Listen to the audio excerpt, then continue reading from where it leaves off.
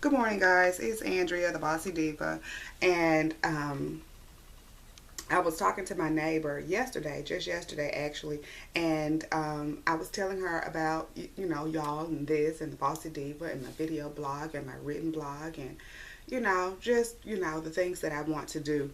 And so, and she was asking me the subject of the blog, and I was like, it won't have any one particular subject. It'll just be me speaking on whatever I want to talk about.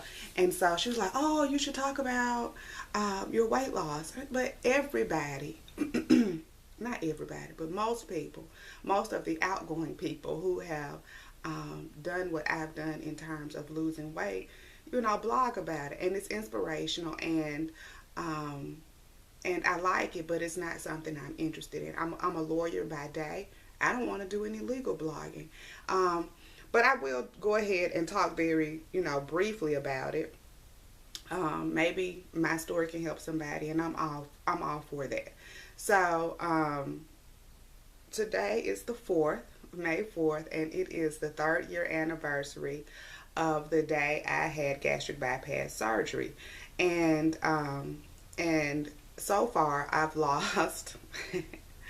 I've lost 200 pounds. I was, better than 350 pounds at the time of my surgery, quite a bit better. Not quite 400 pounds yet, but, close. I was closing in on 400 pounds. So I've lost 200 pounds, and it's taken me,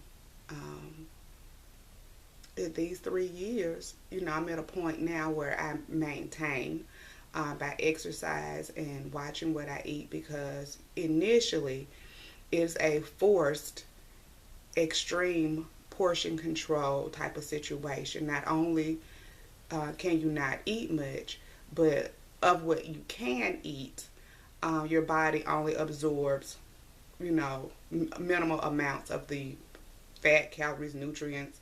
And so it's a malabsorption type of situation too, where your body is not absorbing everything that it can get out of it. So, so at first, weight loss is relatively easy, and I'm going to go ahead and just play into the stereotype of people who think surgery is an easy choice.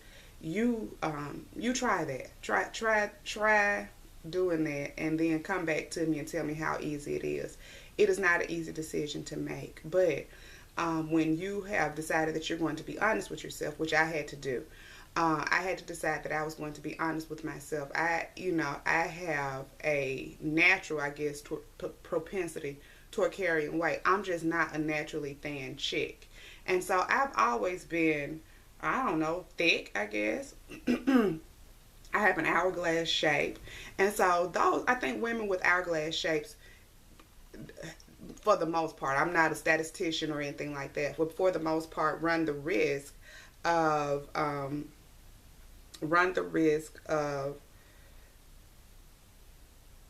being fat. And so I started to pick up a little weight in high school. Then in college is when I really gained weight. And you know what? Sometimes you're just oblivious. I was oblivious to what was going on with me in terms of my weight until I finished college. And I stepped on the scale. I had moved home and I stepped on the scale, and that scale had put me at what, I didn't even know I was 300 pounds. Let's just put it like that. That scale put me at 320 something, 3 something. So I got to jogging and running. I was living with my grandma at the time, and she had a treadmill, and so I lost some weight, and then I lost some more weight, and so my weight has yo-yoed, since my early adulthood, and I made the decision to have surgery. Not for no boyfriends. Y'all see me. You know what I'm saying? I ain't no ugly chick. I don't have any makeup on. I just woke up. I'm all gravelly voiced. I ain't never had no problem meeting a man. And even at 350 pounds, I had a boyfriend. So, you know what? So I was knocking them down left and right with this big old ass. Even at 350, you know what I'm saying? I was killing them. It wasn't about boyfriends. It was not easy. It was not an easy choice to make, but it was a necessary choice. I had been trying for most of my adult life to get control of my weight, to get to a healthy weight. And I just, for whatever reason, couldn't focus long enough to do it. Call it what you will. Call it lack of willpower. Call it, call it whatever the fuck you want to call it. I know me, I felt that I couldn't do it. And so, for years, I toyed with the idea of gastric bypass surgery. Even I got pregnant, I had my son, and my son's father passed away, and, just the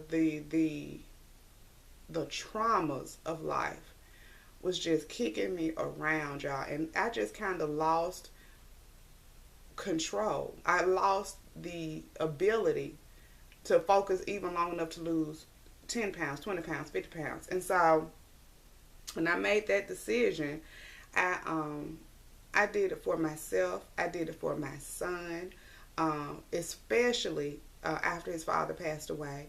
I'm all he has, and he's all I have. I only have one child, and so I take my responsibility very, very seriously. And it had occurred to me. God showed it to me that I needed to do more to take care of myself. I had started having some health issues. Even at 300 plus pounds, I never had any issues. Well,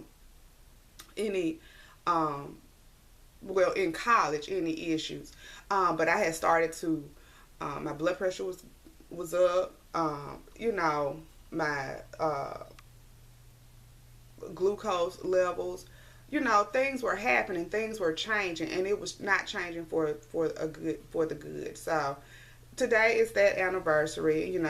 I'm 3 years into a new way of living, a new way of taking care of myself, a new way of life, and it has dawned on me, the surgery didn't just change me physically, but it made some mental changes where I'm no longer overwhelmed with the amount of, when you have to lose 200 pounds, you're overwhelmed. I am overwhelmed at the number. I was overwhelmed at, I need to lose 200 pounds. You know what I'm saying? When you lose 10 pounds and you got 200 pounds to lose, and you lose 10 pounds, and you're like, yay, 190 to go.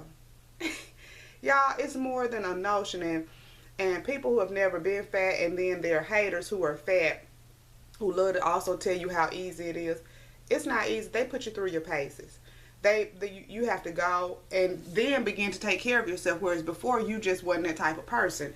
You have to keep those doctor's appointments. Those doctors are serious about what they want you to do in an effort to lose weight and to monitor you to see if if what you're trying is feasible, and if maybe that's the issue you're having, that you're trying some weird ass, diet that just ain't feasible or sustainable.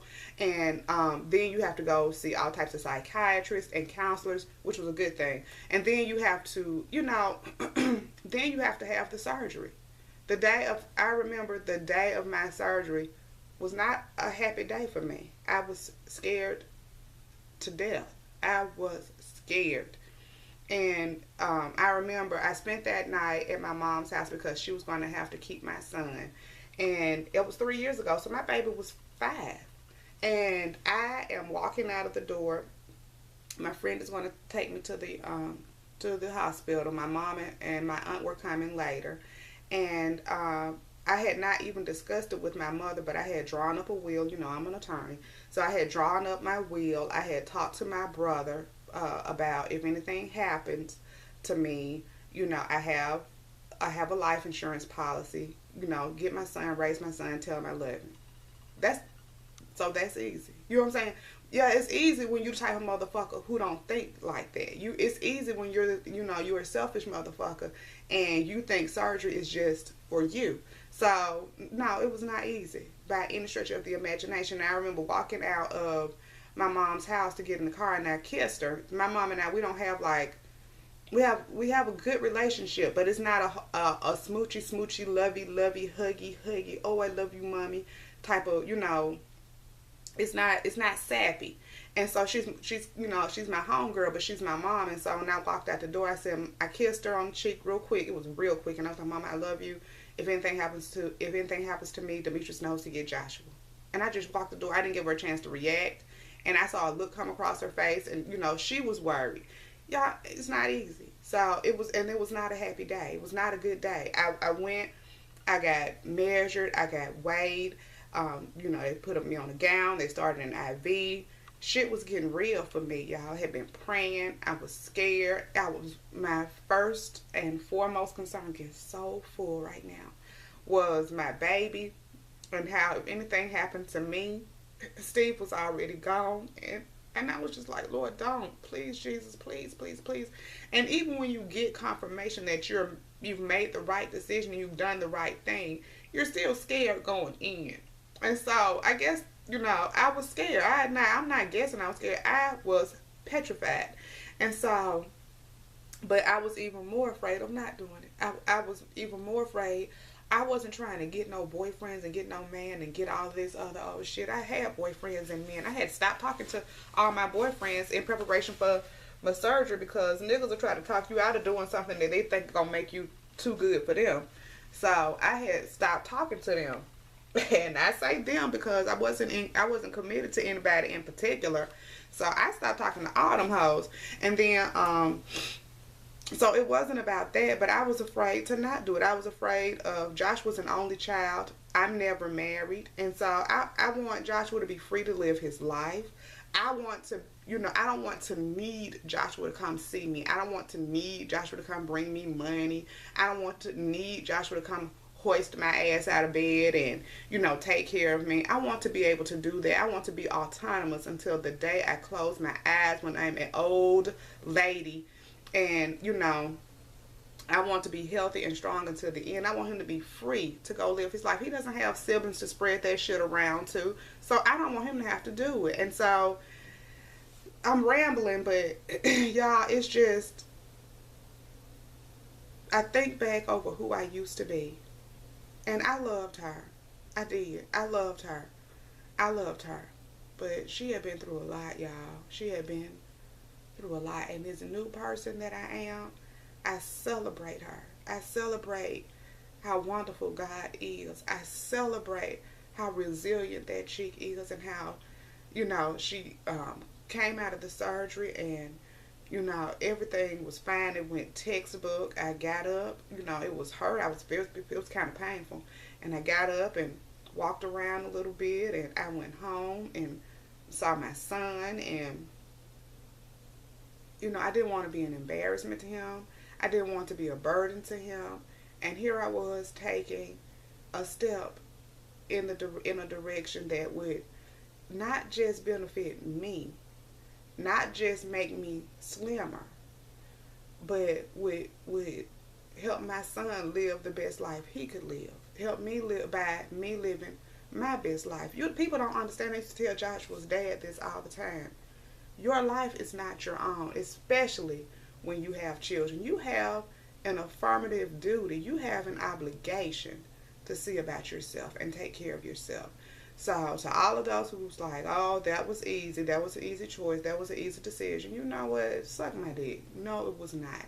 And to all of those who are saying I took the easy way out and you still sitting up there laboring with 200 extra pounds on you, you need to find somebody with a good scalpel too and get yourself together, because obviously nobody who is fat enjoys being fat. You may love yourself. I loved myself. I wore pretty clothes. I had boyfriends. I had friends. You know what I'm saying? I did not enjoy being fat. I'm not going to sit here in front. I was fabulous. What choice do you have?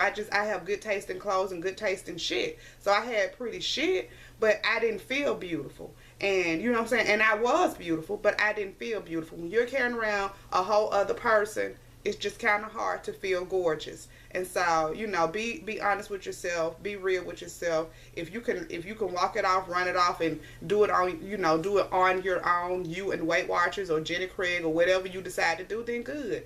If you can't, find you a goddamn good ass surgeon like I did. Mine is Dr. T. If you want the full deets, you can inbox me on Facebook, The Bossy Diva, on Facebook or something like that. And, I'll go even further into it on this. But, this was just something. Miss Shalene, my neighbor, was like, talk to them about your weight loss. And that's, today is that anniversary. I am happy today. I am happy today. May 4th, 3 years ago was a scary day. But May 4th today is a happy day. I'm a new person. I'm the same person with a new outlook, with, new ideas, with, um, I'm braver, I'm more confident, I'm happier with myself, I'm more content to be alone. I have fewer boyfriends now than I did then. And, you know, I'm happy. I am happy. And it's not the 200 pounds. It's the freeing and liberating of myself that this surgery represents. So free yourself. Whatever it is that's weighing you down, free yourself. Free yourself to be yourself. And happy Sunday. I love you guys. I gotta go. My coffee is cooling. Bye.